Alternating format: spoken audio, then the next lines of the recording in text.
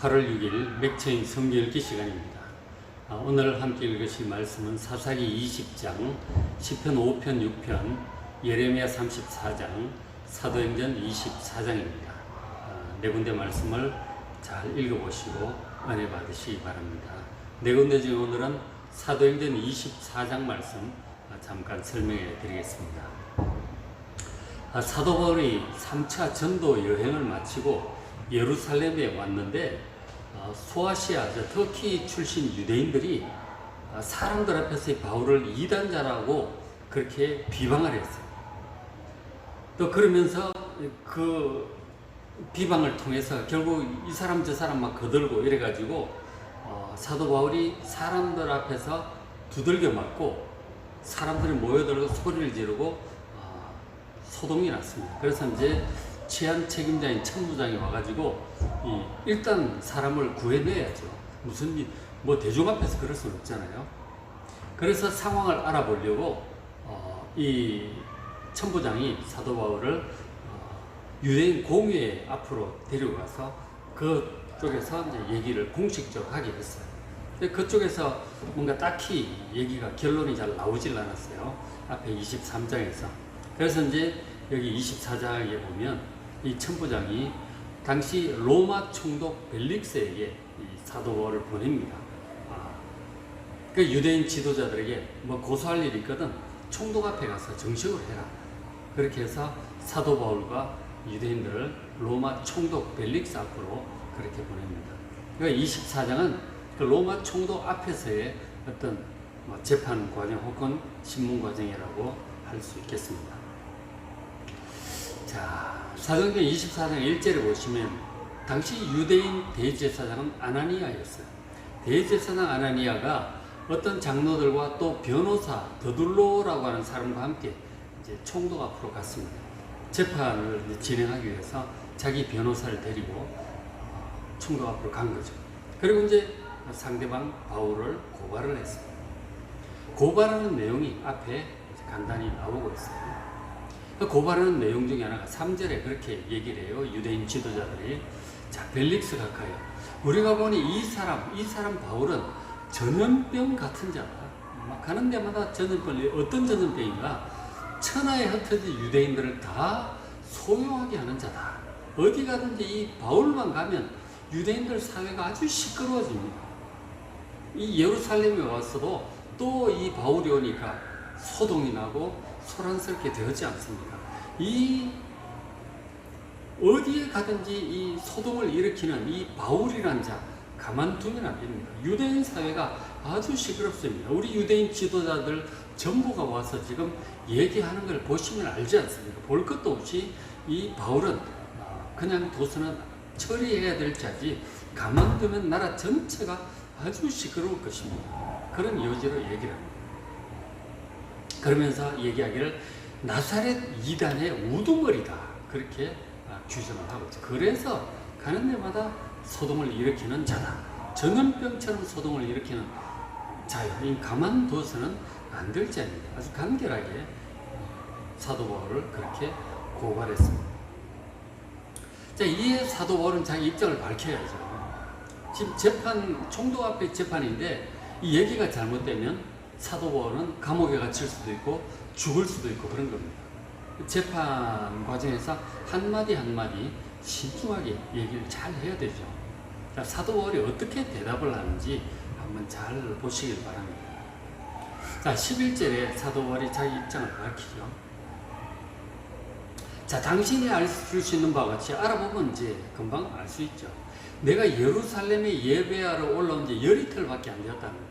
10일간 여러 해 만에 상당히 여러 해 만에 지금 예루살렘에 왔고 그리고 온 지 12일밖에 안 됐는데 제가 여기서 무슨 소동을 일으킨다는 것입니까? 그러면서 하는 얘기를 그들은 이 유대인들은 내가 성전에서 누구와 변론하는 것이나 회당이나 시중에서 무리를 소동하게 하는 것을 보지 못했을 것이다.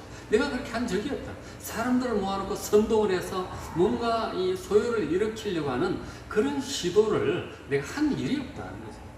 오히려 문제는 이 소아시아 쪽에서 온 유대인들이 지금 오히려 그 사람들이 사람들을 선동해서 소요를 일으킨 것이다. 잘 알아보시면 알 수 있다는 거죠. 누가 소동을 일으켰는가? 18절에 자, 아시아로부터 온 어떤 유대인들이 있었는데 그들이 이제 문제를 일으킨 거야 하는 거죠.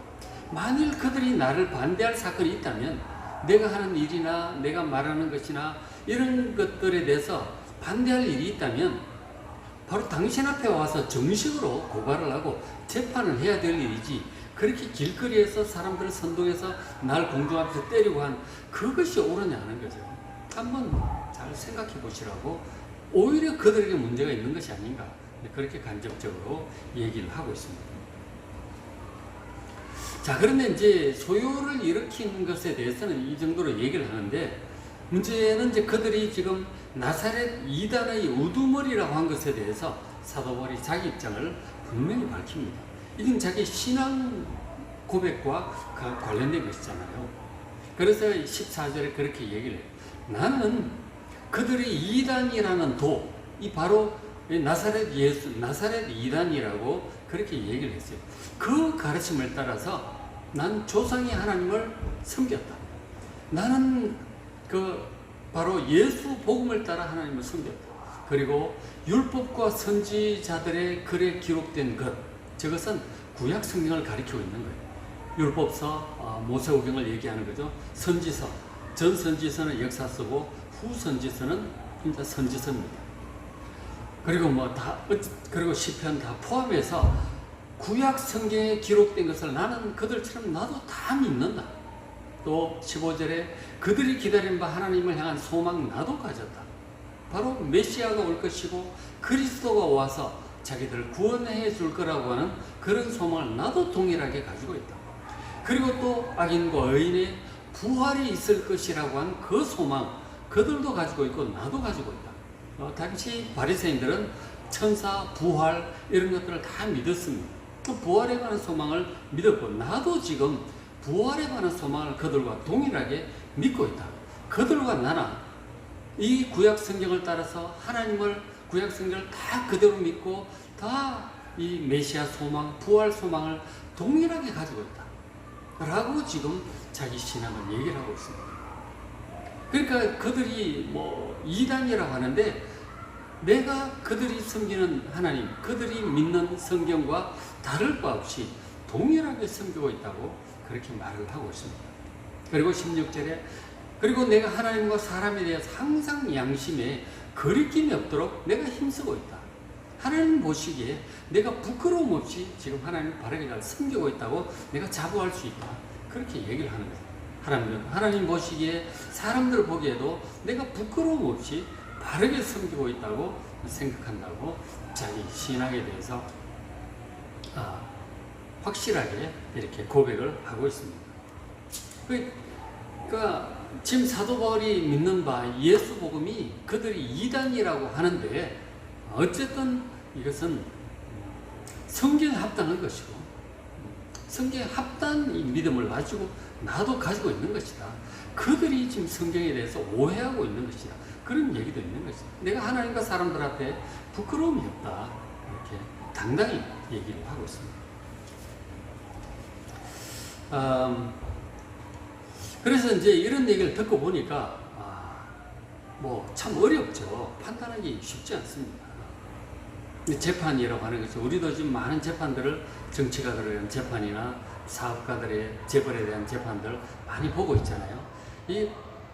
한두 번 해가 될 수 있는 게 아니에요. 재판이라고 하는 것은 많은 증거들과 양쪽의 주장을 듣고 신중하게 법리를 따라 판단을 해야 되는 것이거든요. 그래서 시간이 원래 오래 걸리는 거예요. 근데 일단 1차적으로 양쪽 얘기를 한번 들어본 거죠. 그렇게 들었습니다. 자, 어쨌든 이제 벨릭스 총독은 일단 이들의 얘기를 듣고, 지금 이 바울을 이제 사건을 자기한테 보낸 이 천부장이 오면 천부장 얘기도 내가 직접 좀 들어봐야 되겠다. 여러 증인들 관련된 사람들을 이제 부르는 것이죠. 지금처럼 정교하게 그렇게 재판을 진행할 수는 없겠지만, 그래도 지금 우리나라 이 법이 로마법에 따른 그런 시스템이거든요. 우리나라 법 시스템이. 그러니까 아주 비슷해요. 기본적으로 구조는 비슷합니다. 그래서 어쨌든 재판 과정을 천부장이 오면 얘기를 듣고 좀 더 알아보겠다. 그렇게 하고 일단 그날 재판은 파합니다. 다 돌려보내요. 그리고는 이제 이 벨릭스의 마음이 어떤지를 여러분 잘 보셔야 되는데, 24절에 보면 수일에 재판하고 며칠 후에 이 벨릭스 총독이 그의 아내 유대 여자 드루실라와 함께 와서 바울을 부릅니다. 그러니까 벨릭스 총독의 유대 아내가 있었던 것이죠. 와서 이제 바울을 불러서 그리스도 예수 믿는 도에 관해서 이렇게 듣습니다. 그러니까 좀 뭘 잘 모르니까 이 그리스도에 관한 이 내용도 좀 알아야 되죠. 예수 복음이 진짜 이단인지, 저 바리새인들도 불러다가 또 차이가 어떤지 또 아마 물어보고 그랬을 것 같기도 해요. 어쨌든 그리스도 예수 믿는도 예수 복음에 관해서 좀 알아보려고 자기 아내와 함께 와서 좀 당신도 좀 들어보라고 그렇게 합니다. 자, 그래서 이제 기독교 복음, 예수 복음에 대해서 알아야 재판도 할 거 아니에요? 그런 뜻도 있었겠지만, 이 사도 벨릭스가 이미 이 예수 복음에 대해서 상당히 알고 있었어요. 그랬다고 하는 것은 뭐랄까 이 그리스도 예수가 진짜 이 하나님의 아들이고 그리스도인가 구원자인가, 이들에게 구원의 진리가 있는가, 그것을 좀 알아보려고 하는 이 구도자의 마음도 없지 않아 있었던 것 같아요. 예수 복음에 대해서 상당한 호기심 혹은 호감을 가지고 좀 이미 좀 듣고 알고 있었던 것 같아요. 그런데 이제 그 와중에 이 기독교 복음의 우두머리라고 하니까 좀 더 이제 좀 알아보려고 혹은 배우려고 그렇게 사도 바울을 불러서 예수 믿는 복음이 무엇인지 정식으로 이렇게 좀 들어보고 있는 것이죠. 어떤 의미에서 보면 사도 바울이 벨릭스 총독에게 복음을 전할 수 있는 아주 좋은 기회이기도 한 것이죠. 자, 그렇게 이제 사도 바울이 얘기를 하면서 벨릭스의 중심을 좀 파악을 하게 된 거야. 영적인 분별이죠. 하게 되었던 것 같아요. 그러니까 이 벨릭스 총독이 예수 복음에 대해서 상당한 호기심과 호감을 좀 가지고 있었던 것 같아요. 근데 사실 우리 여러분 알지만 예수님을 제대로 믿으려면 반드시 예수님을 하나님의 아들로 구원자로 믿고 주님으로 영접하는 결단이 필요해요. 예수님을 믿고 섬기고 따르겠다고 하는 결단이 필요한 것이죠. 뭔가 지적인 호기심으로 이렇게 공부하듯이 그래 가지고서야 제대로 예수 믿는다고 할 수가 없죠. 예수님을 진짜 믿고 영접하고 무릎을 꿇고 주님으로 모시고 이 믿고 따르는 결단이 필요한 것입니다. 그래서 그런 결단을 섰을 때 세례를 받는 것이죠. 그런데 이 벨릭스는 그 어떤 구도자로서 배우고 듣고 배우기만 좋아했지, 뭔가 예수님을 이 주인으로 믿고 따르는 결단까지는 미루는 그런 모습인 것 같습니다. 그래서 사도 바울이 좀 더 강력한 메시지를 선포합니다. 그래서 의가 무엇인가, 무엇이 옳은 것인가, 그리고 절제해야 되고 생활의 절제도 필요하고 회개도 필요하고 이거죠. 그리고 장차 오는 심판에 대해서 얘기합니다. 결단을 촉구하는 것이죠. 이렇게 공부만 하고 이럴 문제가 아니다. 우리 인생 전체에 대해서 하나님이 심판을 받게 될 것이기 때문에 예수 믿고 죄 용서받고 구원받아야 된다. 확실하게 결단을 촉구합니다. 근데 그렇게 이제 복음의 핵심으로 들어가니까 이 벨릭스가 두려워합니다. 그냥 공부만 한다면 그렇지 않겠지만 결단, 하나님의 심판 생각하니까 두려움을 느낍니다. 그러면서 일단은 가라. 틈이 있으면 다시 보내겠다. 두려움을 느끼고 사도 바울을 돌려보냅니다. 자, 그렇게 헤어져서 벨릭스가 뭔가 생각을 하고 진짜 회개를 한다든지 예수를 믿어야 되겠다든지 그렇게 좀 진행이 되면 좋지 않겠습니까? 그러나 일은 별로 그렇게 벨릭스의 마음은 그렇게 진행되었던 것 같지 않습니다. 그래서 26절에 보니까 이 벨릭스가 또 바울도 부르고 또 얘기도 듣는데 어떤 마음인지 보시면 26절에 동시에 또 바울에게서 돈을 받을까 바라는 거로 더 자주 불러 같이 얘기하더라. 그렇게 기록을 하고 있어요. 뭔가 이 바울을 지지하는 그리스도인들이 많이 있지 않아요? 이 그리스도인들의 우두머리라고 하니까 그리스도인들이 바울을 좀 놓아달라고 뇌물을 보내주지 않을까 뭐 이런 기대도 하면서 좀 놔주지 않고 있는 거죠. 야, 이거 예수를 믿을 사람 같진 않죠, 보면. 그죠? 뭔가 돈 욕심이 있고 뭐 지적인 호기심 이런 것들이죠. 그리고 또 27절에 보면 이태가 지난 후 2년이 지난 후 이 보르기오 베스도가 벨릭스의 소임을 이어받습니다. 그 총독직이 이제 2년이 지나서 이제 다음 차기 총독으로 벨릭스에게서 베스도에게로 이제 넘어갑니다. 넘겨주게 되는데 이 벨릭스가 2년이 지나도록 이 유대인의 마음을 얻고자 바울을 그냥 붙잡아두고 있었던 거예요. 재판 처결 내리지도 않고 무죄면 석방을 빨리 해야 되잖아요. 뭐 소요를 일으킨 것도 아니고. 그런데 이 유대인들이 바울을 처벌하기를 바라고 있으니까 이 유대인 지도자들이 그렇게 하고 있으니까 그들의 눈치를 살피면서 유대인들의 민심을 살피면서 바울을 또 무죄 석방은 또 하지도 못해. 참 이것도 아니고 저것도 아닌 아주 우유부단한 그런 아주 어중간한 어떤 그런 그리스도인의 모습이라고 할까요? 확실히 믿는 것도 아니고 안 믿는 것도 아닌 그런 모습을 보여주고 있습니다. 뭐 돈 욕심, 그런가 지적인 호기심, 뭐 그리고 사람들의 그 민심을 정치적인 자기 입장을 생각해서 무죄인 사람을 그냥 붙들어 두고 있는 이런 우유부단한 참 이것도 아니고 저것도 아닌 아주 우유부단한 안 좋은 사람이라고 할 수 있을 것입니다. 예수님을 십자가에 못 박아 죽이라고 결국 판결을 내렸던 빌라도 앞에 그 전임인 빌라도 총독도 마찬가지였던 것이죠. 참 이 예수님이 무죄라는 것을 알면서도 민심을 생각하고 여론 정치적인 입장을 생각해서 결국은 이제 십자가 처형을 선고하잖아요. 근데 그런 것과 똑같아요. 벨릭스도 예수님에 대해서 호감도 가지고 있고, 그 사도 바울의 호감도 가지고 있고 예수 복음에 대해서도 상당한 호감을 가지고 있음에도 불구하고 바울에게 붙잡아둘 죄가 없음을 알면도 불구하고 이렇게 붙들어 두고 있는 결정도 못 내리는 정말 참 이런 사람들이 있어요. 우리가 예수를 믿으면서도 또 어떤 물질적인 축복이나 뭐 사람들의 어떤 관계나 이런 것들을 생각하며 교회를 다니고 있는 것은 아닌가.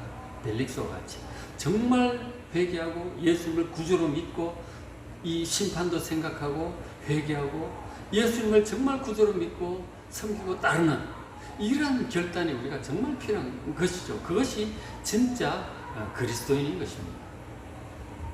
자, 예수님을 하나님의 아들로 구원자로 믿기로 결단한다면 예수님의 그 모든 말씀을 믿고 따르며 예수님을 위해 헌신해야 할 것입니다.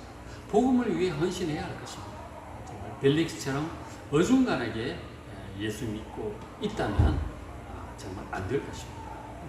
심판의 날을 생각하고 하나님 앞에 설 날을 생각하며 정말 바르게 예수님을 주인으로 섬기고 헌신하는 우리가 되어야 할 것입니다.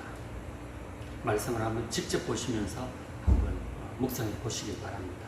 오늘 성경 읽기 사사기 20장, 시편 5편 6편, 예레미야 34장, 사도행전 24장 말씀 읽으시면서 은혜 많이 받으시기 바랍니다.